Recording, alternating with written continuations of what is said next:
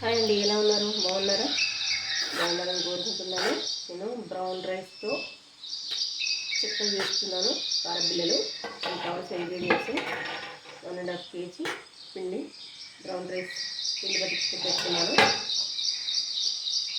జీలకర్ర, అల్లం, ఎల్లిగడ్డ, కల్యమాకు, 8 పచ్చిమిర్చి తీసుకున్నాను. అల్లం ఎల్లిగడ్డ వీటిని మిక్సీకి వేసుకోవాలి.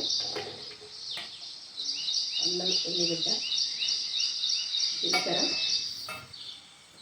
ఉప్పు 2 స్పూన్స్ తీసుకున్నాము. పిండి కలుపుకున్నాము. పిండిలో కావాల్సిన ఇంగ్రీడియంట్స్ వేసుకున్నాము. ఓమ,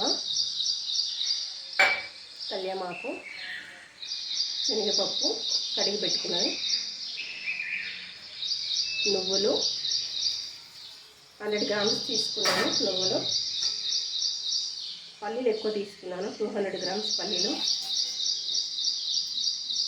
అల్లం ఎల్లిగడ్డ జీలకర్ర పచ్చిమిర్చి మిక్సీ పెట్టుకున్నాను. వేసి కలుపుకున్నాము.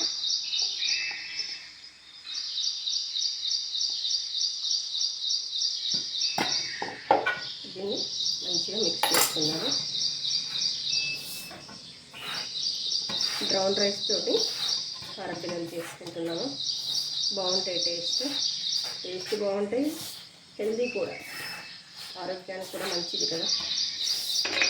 ఇంతకుముందు 2 స్పూన్స్ వేసాను కదా, 1 స్పూన్ వేసాను, ఇంకొక 1/2 స్పూన్, మొత్తం 3.5 స్పూన్స్ సన్నుప్పు వేసుకున్నాను. వేడి నీళ్ళు వేసి కలుపుకోవాలి. ఈ విధంగా మొత్తం చపాతీ పిండిలాగా మిక్స్ చేసుకున్నాను. స్టవ్ వెలిగించుకున్నాను. ఇప్పుడు పెట్టేసుకొని ఆయిల్ వేసుకున్నాము. ఇప్పుడు వేడైంది, ఆయిల్ వేసుకున్నాము.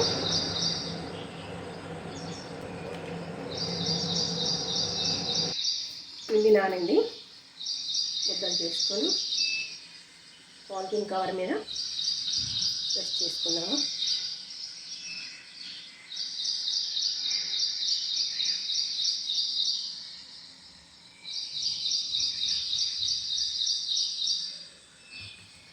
మంచిగా నానింది పిండి.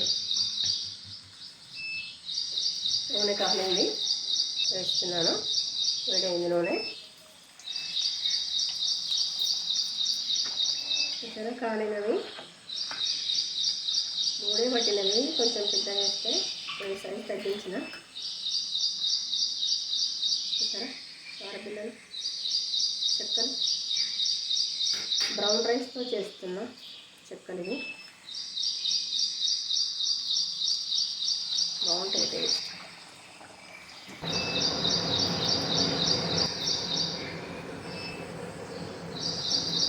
బ్రౌన్ రైస్తో చేసిన కారపిల్లలు తింటే మంచి డైజెస్ట్ అవుతాయి, టేస్ట్ కూడా బాగుంటాయి.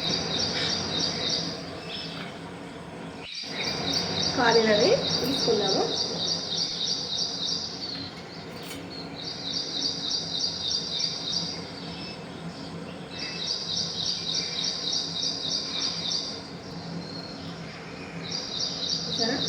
బ్రౌన్ రైస్ చెక్కలు రెడీ.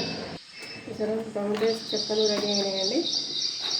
మీరు కూడా ఈ విధంగా బ్రౌన్ రైస్తో కారపిల్లలు చేసుకోండి. మంచి టేస్ట్ ఉంటుంది, హెల్తీకి కూడా మంచిది. హెల్తీ రెసిపీ అక్కడ వాడుకో. థ్యాంక్స్ ఫర్ వాచింగ్ అండి. Thank you very much.